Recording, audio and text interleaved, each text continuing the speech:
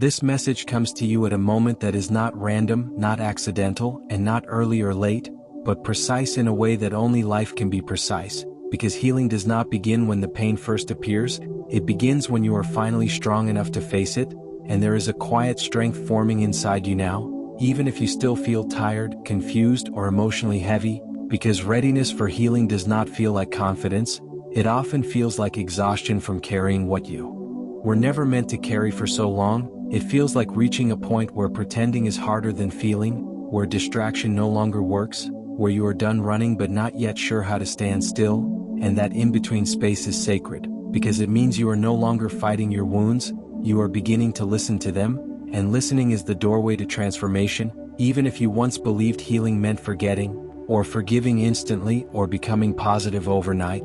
You are now beginning to understand that real healing is slower, quieter, and more honest than that. It is the courage to admit that something hurt you deeply, that something changed you, that something left a mark, and instead of shaming yourself for still feeling it, you are learning to sit beside it without judgment, and that is maturity of the soul, because wounds that are denied control you from the shadows, but wounds that are acknowledged begin to release their grip, and perhaps you have noticed recently that memories are resurfacing, emotions are intensifying, dreams are becoming vivid, or triggers are appearing out of nowhere, and you may have wondered why now, why when you were just trying to move forward, but this is often how readiness shows itself, not as calm stability but as disruption, because the parts of you that were buried for survival are finally sensing safety, and they are rising to be integrated, not to punish you but to be healed. And it is important to understand that your mind protected you when it needed to. It compartmentalized pain, minimized experiences, normalized mistreatment, and kept you functional, and there is no shame in that. Survival is intelligent, but you are no longer merely surviving, you are evolving, and evolution requires integration. It requires turning toward what once overwhelmed you and saying, I am stronger now. I can feel this without breaking, I can remember this without disappearing, I can honor this without reliving it endlessly. And that shift is subtle but powerful, because healing is not about becoming someone new, it is about becoming whole, about reclaiming the fragmented parts of yourself that you left behind in moments of fear, heartbreak, rejection, betrayal, abandonment, or disappointment. And perhaps you have been carrying an invisible weight for years, smiling while heavy, achieving while aching, loving while doubting your worth, and something inside you is tired of the performance.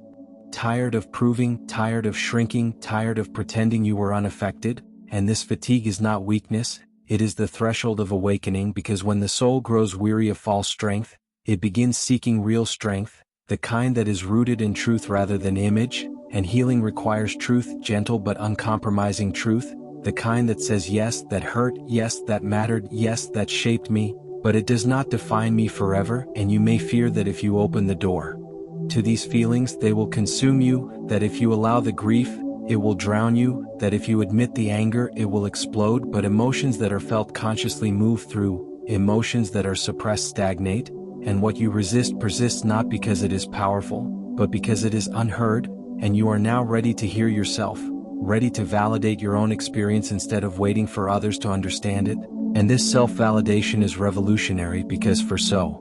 long you may have sought closure from people who could not give it, apologies that never came, explanations that were incomplete, recognition that was withheld. And while closure from others can be comforting, the deepest closure comes from within, from accepting that what happened happened, that it affected you, and that you deserve peace even if others never change. And peace is not pretending it was okay. Peace is deciding that you will no longer allow it to control your present. And this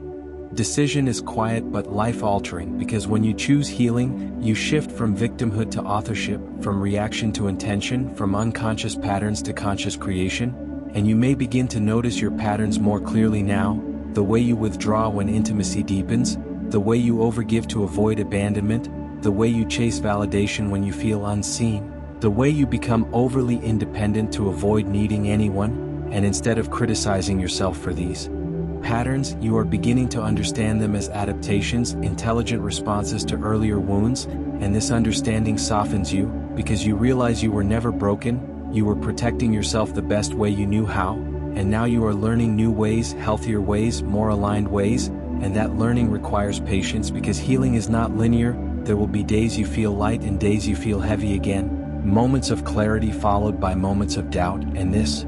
fluctuation does not mean you are failing, it means you are human, and growth in humans moves in spirals, revisiting old layers from higher levels of awareness, and each time you return to a familiar pain, you are not at the beginning again, you are deeper in understanding, more compassionate with yourself, more capable of choosing differently. And one of the most powerful signs that you are ready to heal is your willingness to take responsibility for your own growth without taking blame for what hurt you, because responsibility says I choose my next step, while blame says it was all my fault, and the two are not the same, and you can acknowledge that someone hurt you without labeling yourself as damaged, you can admit you made mistakes without defining yourself by them, you can grieve what was lost without believing you are unworthy of what is coming, and this balanced perspective is a hallmark of readiness, because healing is not about rewriting the past, it is about transforming your relationship to it, and when your relationship to your past changes, your present expands, and perhaps you are also noticing that certain environments no longer feel comfortable, certain conversations drain you, certain dynamics feel misaligned, and this sensitivity is not fragility, it is awareness, because as you heal, your tolerance for what harms you decreases, and this can be lonely at first, because growth sometimes requires leaving behind what once felt familiar, but familiarity is not the same as alignment, and you are being guided toward alignment now, toward relationships that honor your boundaries, work that respects your energy, choices that reflect your true values, and this alignment begins internally, with the boundary you set with yourself that says I will no longer abandon my needs to maintain peace, I will no longer silence my intuition to avoid discomfort, I will no longer shrink to fit into spaces that were never built for me, and these internal declarations are the foundation of outer change, and they may feel uncomfortable because they disrupt old identities, the identity of the fixer, the pleaser, the strong one who never asks for help. And as you continue walking this path of healing, something even deeper begins to unfold within you, something quieter than emotion yet stronger than fear, a steady awareness that you are no longer who you used to be, even if your external life looks the same, because true healing first changes the inner architecture of your being. It rearranges the way you interpret events, the way you speak to yourself, the way you allow others to treat you, and this rearrangement can feel subtle at first, almost invisible, like a seed germinating beneath soil before it ever breaks the surface. But beneath that soil, profound transformation is taking place. Old beliefs are dissolving, outdated narratives are loosening their grip, and you are beginning to see your past not as proof of your inadequacy but as evidence of your endurance, and endurance, when acknowledged consciously, becomes strength rather than burden, and perhaps you are noticing that situations which once would have shattered you now simply sadden you or perhaps disappoint you, but they no longer define you, and that is growth, not because pain disappears but because your identity is no longer fused with it. You are learning to say, this hurt me, instead of, this is who I am, and that separation is sacred because it restores your agency, it reminds you that experiences pass through you but they are not you, and in this realization there is space, and in that space there is choice, and choice is the birthplace of empowerment, and empowerment in healing does not look like dominance or control, it looks like discernment, like choosing where to invest your energy, choosing when to respond and when to remain silent, choosing to rest when your body asks for it instead of overriding it for productivity or approval. And as you practice this discernment, you may feel moments of guilt, especially if you are used to prioritizing others over yourself, but guilt is often the echo of old conditioning, not a signal